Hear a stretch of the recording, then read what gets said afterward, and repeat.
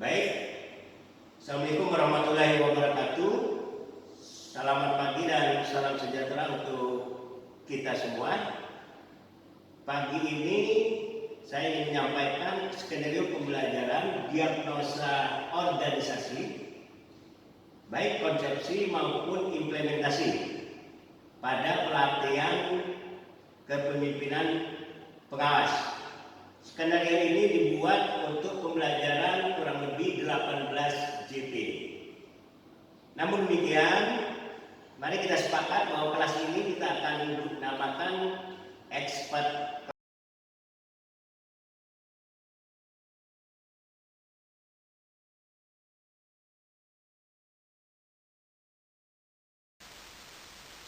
Izinkan saya memperkenalkan diri melalui tayangan berikut ini. Pada intinya saya menjadi Widyaswara sejak tahun 1997.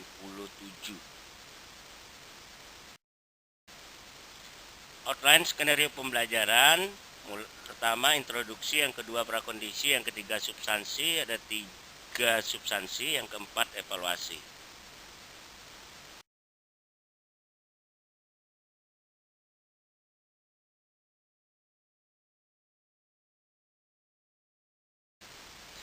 Agar pembelajaran optimal, kita perlu fokus dengan menggunakan 1 film pendek, 2 momen game.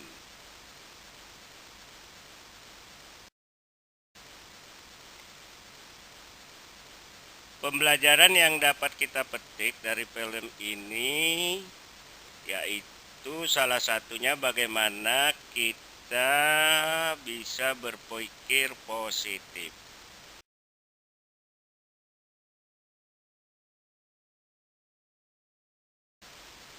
Untuk mengetahui apakah kita sudah fokus atau belum, mari kita ikuti permainan berikut ini.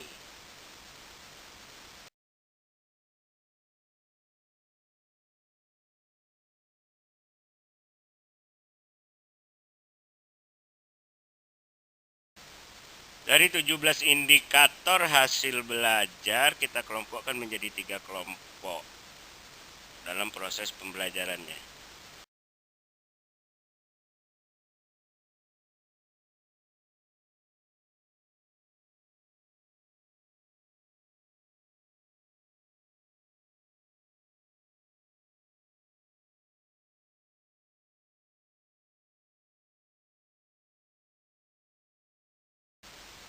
Dalam memfasilitasi pembelajaran, baik fasilitator maupun peserta harus mengetahui posisi dan keterkaitan antar agenda dan mata pelatihan pada program pelatihan yang diikuti.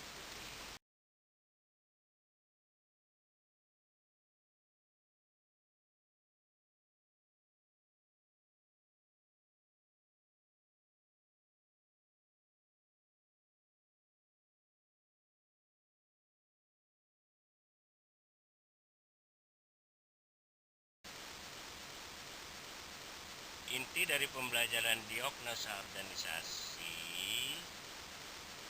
ialah bagaimana kita menemukan kesenjangan yang menyebabkan kinerja organisasi tidak maksimal.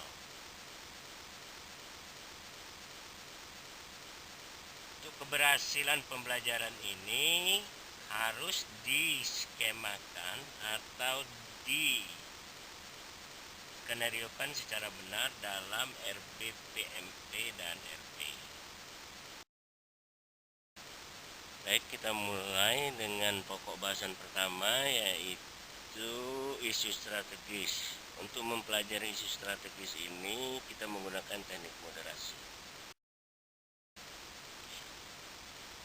Secara keseluruhan, dalam mempelajari isu strategis ini, selain menggunakan teknik moderasi, kita gabungkan dengan penugasan terstruktur yang mandiri untuk mendapatkan pemilihan isu strategis yang sedang berkembang dan mengkontekstualkannya.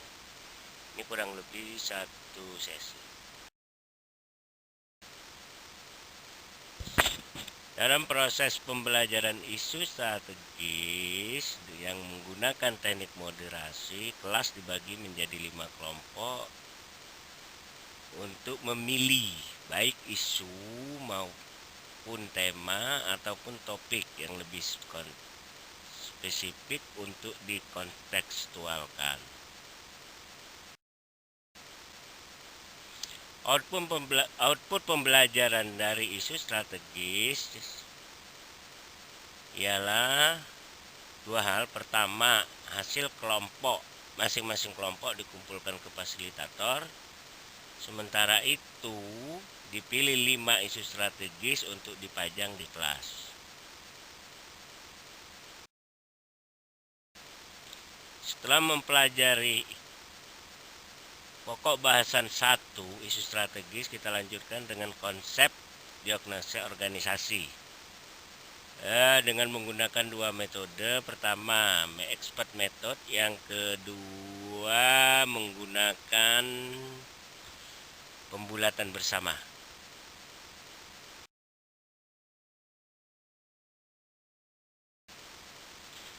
Penggunaan expert method di dalam pembelajaran ini, hal yang paling penting diperhatikan adalah persyaratan semua peserta yang ada itu harus membaca modul. Kenapa demikian? Agar semua peserta yang ada di kelas itu mempunyai wawasan yang sama. Kemudian mereka bertanggung jawab untuk mentransformasi keahlian dari masing-masing. Setelah proses pembelajaran dengan expert method, dilakukan pembulatan untuk memastikan bahwa semua substansi konsepsi diagnosa organisasi yang dituangkan di dalam modul sudah dipahami semua peserta. PowerPoint yang digunakan PowerPoint yang diperoleh dari fasilitator pembuat modul. Mata pelatihan diagnosa organisasi bukan sekedar pengetahuan, tapi merupakan kompetensi atau keterampilan yang sangat diperlukan bagi seorang pemimpin. Oleh karena itu, kita akan praktek berdasarkan tacit knowledge yang telah dimiliki oleh peserta.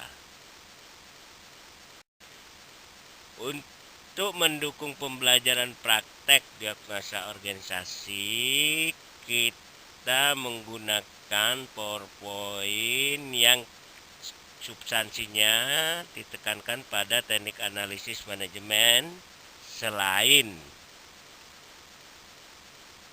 teknik-teknik yang sudah disampaikan sebelumnya yang telah disusun oleh penyusun modul. Karena banyaknya teknik analisis manajemen, maka ketika memilih salah satunya, ada hal yang perlu diperhatikan. Pertama, penguasaan. Yang kedua, ketepatan. Yang ketiga, bertanggung jawab. Jadi jangan sekali-sekali Anda memilih salah satu teknik analisis manajemen tapi Anda tidak memenuhi syarat ini.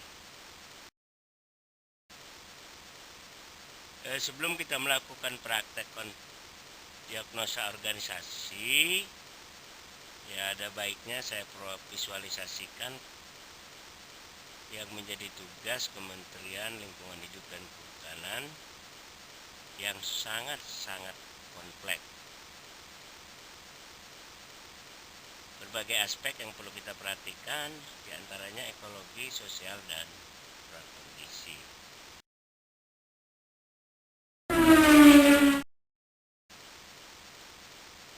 Pada penjelasan berikut ini ada 3 karakter manakala Anda ingin menjadi pemimpin yang profesional. Pertama, Anda harus memiliki keunggulan personal. Terus yang kedua, kecanggihan pengetahuan. Yang ketiga, kemahiran teknis. Jadi ketiga hal ini yang menyebabkan seorang pemimpin berbeda dengan pemimpin lainnya.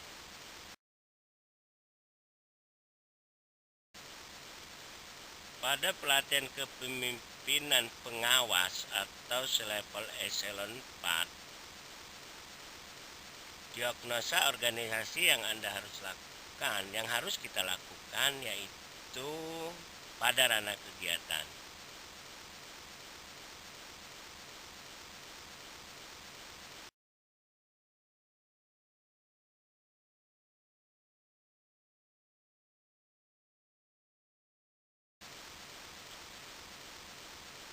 Pembelajaran pada pokok pembahasan yang ketiga, aktualisasi diagnosa organisasi, dilakukan dalam bentuk penugasan.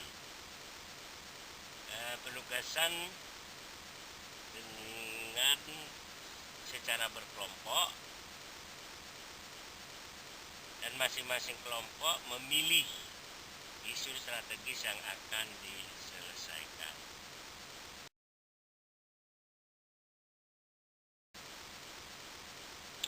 Berikut beberapa form yang bisa Anda gunakan dalam praktek diagnosa organisasi untuk mendapatkan gap atau untuk mendapatkan diskrepansi atau untuk merecord, mencatat solusi apa yang Anda harus lakukan untuk peningkatan kinerja organisasi.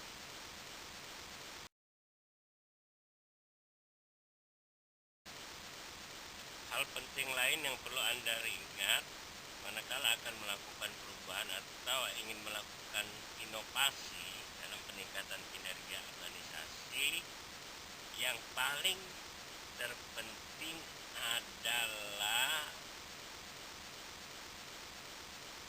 sasaran yang Anda lakukan dapat terukur secara baik. Baik, Bapak-bapak dan Ibu peserta pelatihan yang saya hormati, kita sudah mempelajari 3 pokok bahasan. Pertama, konsep isu strategis. Yang kedua, konsep diagnosa organisasi. Dan yang ketiga, yang terakhir tadi, kita aktualisasi dari kompetensi yang kita miliki. Dan satu hal yang paling penting bagi Anda, bagaimana menggunakan kompetensi diagnosa organisasi itu ke pelajaran berikutnya. Salah satunya adalah di lapangan atau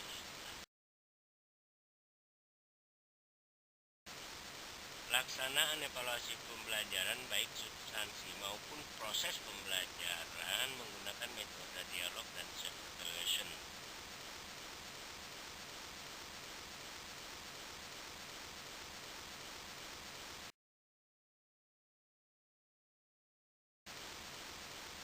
Dengan 2 metode evaluasi pembelajaran, dialog dan self-evaluation. Untuk dialog, peserta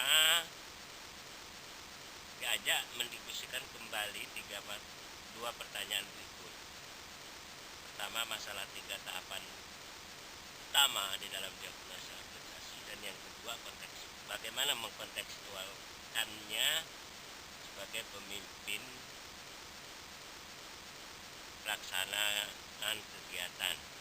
Sementara untuk self-evaluation, peserta secara jujur mengevaluasi diri mereka masing-masing, apakah mereka sudah menguasai kompetensi di organisasi atau belum. Sebelum saya mengakhiri pembelajaran mata pelatihan diagnosa organisasi ini, barangkali kita perlu sepakat. Pertama, dari proses pembelajaran yang kita lakukan, bahwa pemimpin harus memiliki kemampuan DO. Yang kedua, hasil diagnosa organisasi dijadikan acuan dalam perubahan organisasi. Yang ketiga, kualitas proses diagnosa organisasi menjadi penentu kualitas inovasi.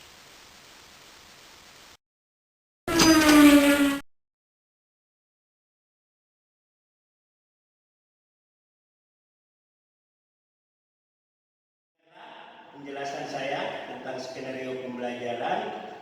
Barangkali ada pertanyaan dari fasilitator dan teman-teman. Saya ucapkan terima kasih atas partisipasinya. Mohon maaf kalau ada hal yang kurang berkenan.